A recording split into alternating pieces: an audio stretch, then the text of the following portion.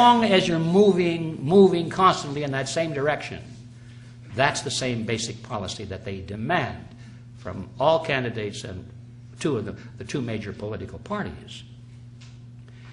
It's hard to put that into focus because we slept through a lot of this. I did. I didn't even know it was going on for most of my life. So I look back in history and I could see it clearly now that I understand the template. And the good place to start was with the Panama Canal. We gave it away, didn't we? Did the American people want that? No. Republicans didn't want it. Democrats didn't want it. The voters didn't. But both parties united and gave away the Panama Canal because that was the goal of the CFR. Republicans call for war in the Middle East, and they advocate that we give more power to the UN.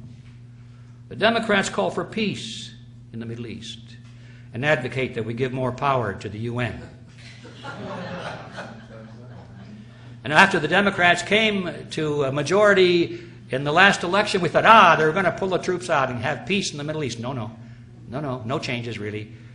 They talk a lot about peace, but they continue to fund all of Mr. Bush's war measures.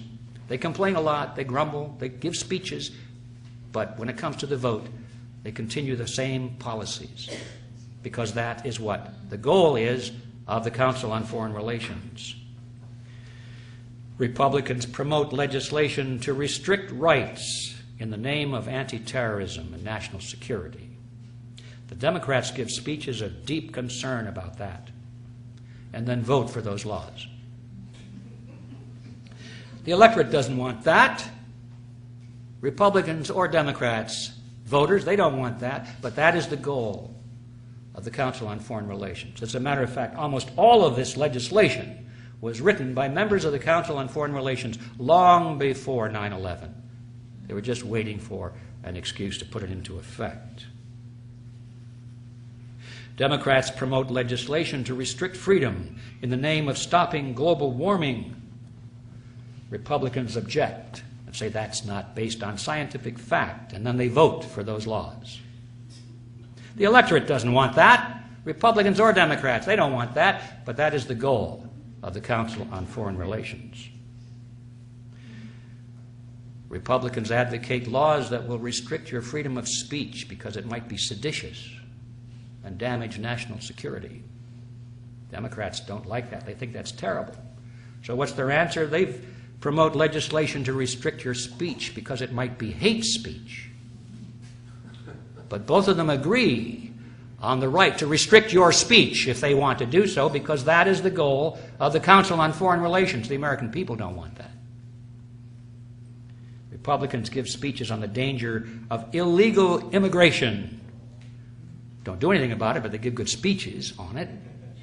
The Democrats give speeches about compassion, but then they both unite in merging the United States with Canada and Mexico so that the issue of immigration becomes a non-issue. The American people don't want that. The Mexican people don't want that. The Canadian people don't want that, but that is the goal of the CFR. Republican leaders who run corporations that build election or electronic voting machines steal elections using software, using machines that not only are capable of being hacked, but, ladies and gentlemen, they were designed to be hacked. And the Democrats, so far, who have lost these elections, they don't do anything about it, you've noticed. They just say, oh, golly, I wonder if the election was stolen. Did Mr. Bush really win that election? And Mr. Kerry and Mr. Gore don't really do anything about it. They actually block any serious groundswell of opposition to it. Now that the new elections are on hand, we find that the rigging of the elections are being used to promote certain Democrats. You see, this has nothing to do with Democrats versus Republicans. This has to do with the Quigley formula. Rigged elections is the ultimate form of the Quigley formula, giving people the illusion that they participated in their own political destiny because, by golly, they went to the polls and they touched the screen and the light went on and they got their little sticker that says, I voted. And they had no idea what went on inside that machine when the numbers were counted. Or they get a piece of paper and they put it through a scanner. So, I got the piece of paper, see? And it goes into a scanner. They have no idea what goes on inside that scanner and how the numbers come out. That is the ultimate embodiment of the Quigley formula. What we're dealing with here is a phony wrestling match. I remember my grandmother used to watch these wrestling matches when TV was in its infancy. She'd sit there, smoke her cigarettes, and jump up and down and say, "Look at that guy, he's a bad guy, and he's going to beat up on this other guy." You know, they had the tights on. You could always tell the good guys from the bad guys because the bad guys had the masks and the tattoos. It's gotten even worse today, I know, but in those days it was good enough. My grandmother thought that was real. And it was about as phony as a $3 bill. Elections today, ladies and gentlemen, are about the same thing as a rigged wrestling match. They go through and put on a great show in the ring. But when it's all over, they meet in the locker room, put their arms around each other, say, "Boy, that was a good show you put on there." And they go out and have a beer. Americans have become like tennis balls in a tennis match. Wham! From one side to the other side. Republicans, no, we don't like the Republicans this year, so we'll vote Democrat. Now they're the good guys, right? Wham! They turn out to be the bad guys, so back we go to the Republicans again. Back and forth, back and forth. And in this game, yeah, the players can sometimes win a game, but we, the tennis balls, never win anything. We've got to stop being tennis balls and realize what's really going on out there. So people don't vote for a candidate so much anymore. They don't like any of them. They're beginning to suspect this whole thing is foul. But they now vote against candidates. They're going to vote for the lesser of two evils. Isn't that smart? And then they wonder how come they got evil. Because they've been voting the lesser of two evils all their lives. They don't like anybody. Well, sometimes they do, but generally this is the politics of hate. I don't like this candidate, but I hate that one, and we can't let him get into office. And voters are putty in the hands of these psychopoliticians who know how to manipulate them. I think the average voter today, trying to figure out who to vote for on the basis of choosing between Republicans or Democrats, he's got about as much chance of figuring out what's going on and making a correct decision, in fact, less of a chance, than the children in that classroom trying to determine whether that was a boy kitten or a girl kitten. We haven't a clue. And that's the problem we're facing. All right. I could talk a little bit more about the cheerleaders, Rush Limbaugh, Michael Moore, organizations like Accuracy in Media, organizations like Move On. All of these are cheerleaders. They're cheerleaders for the phony wrestling match. Some of them are very good at exposing the corruption in one party, but they're totally blind to any corruption in the party that they represent. And the others are totally good at exposing the corruption in the other party, but they're totally blind to their assigned loyalty. We've got to get clear on these phony cheerleaders as well. So now we come finally to the solution. What is the solution to this? Silence has fallen across the room here. Ask anyone. They'll tell you. There isn't any. Collectivism is one. These people have won. They control the power centers of society. Do you really think that you're going to break the grip of these people that run the elections? They control the elections, the political parties, the media. They're your employers. They run the military. They have the CIA. You think you're really going to break the grips of these people? Let's face reality. They've won. We've lost. Those who benefit from it are too happy with it. Those who serve it and are subject to it are afraid of it. They don't want to stand up for fear it might be bad for their reputation or business. They're not going to do anything. So it's over. Get used to it. But wait a minute. I just had an idea. What would happen, do you suppose, if just 2% of the people knew what was really going on and they were no longer willing to play this game? And if just 2% of the people would unite across the lines of religion, culture, politics.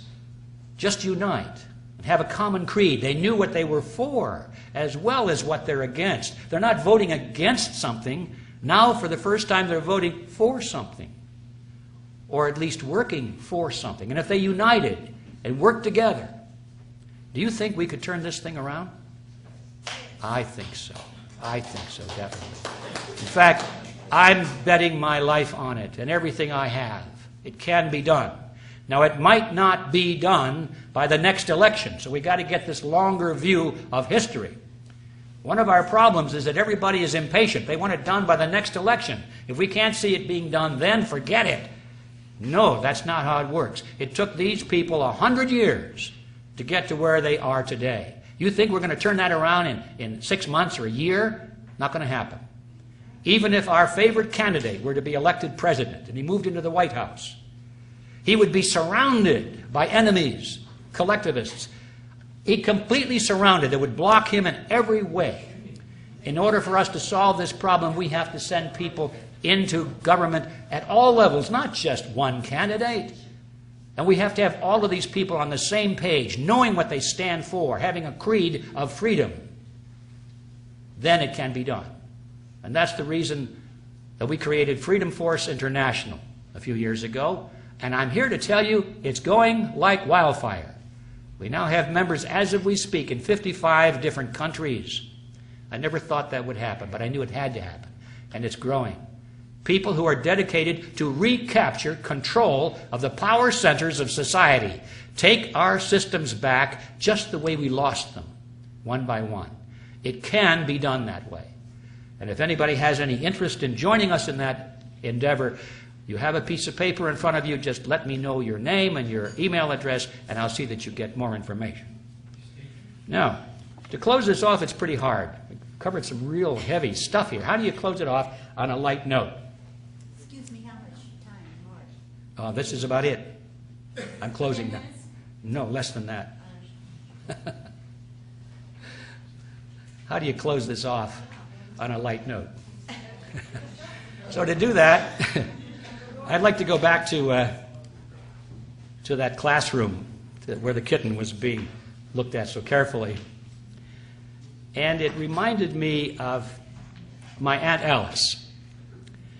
My Aunt Alice was a wonderful woman. She raised me. She was sort of my surrogate father and mother. She was an old maid school teacher, aunt. Everyone loved her. And she was a very wise lady and a wonderful lady. But one of the things that she did that always amazed everyone is that she could look at a young kitten and tell you whether it was going to grow up and be a male tomcat or a female cat. She could always do that.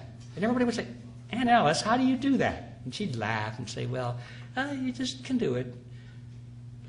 Many years later, she finally confided to me her secret. I call it the Aunt Alice formula.